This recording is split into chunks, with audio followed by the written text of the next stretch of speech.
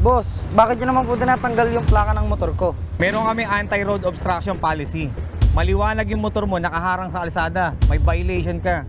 Eh boss, saglit lang naman po ako pumarada. May dineliver lang po ako sa looban. Hindi pwede, may violation ka talaga.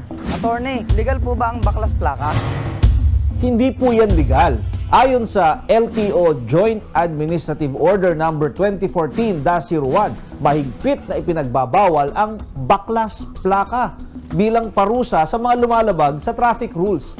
Ang mga LTO officials at deputized agents ay pinapahintulutan lamang na mag-confiscate ng driver's license.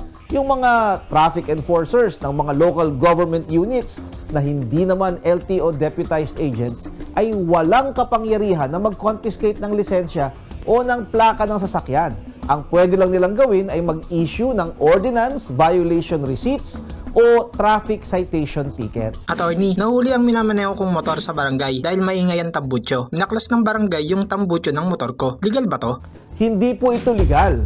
Ang paglabag sa ordinansa ay may karampatang parusa, pero hindi ito pwedeng ipataw direkta ng walang due process at hindi dumadaan sa korte.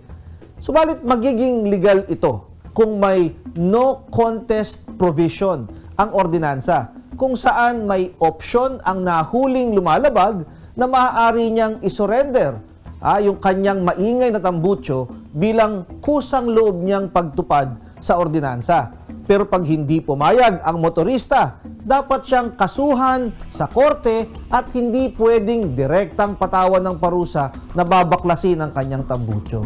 Kung kayo ay may nais isang guni sa inyong lingkod, i-follow lang ang aking Facebook account.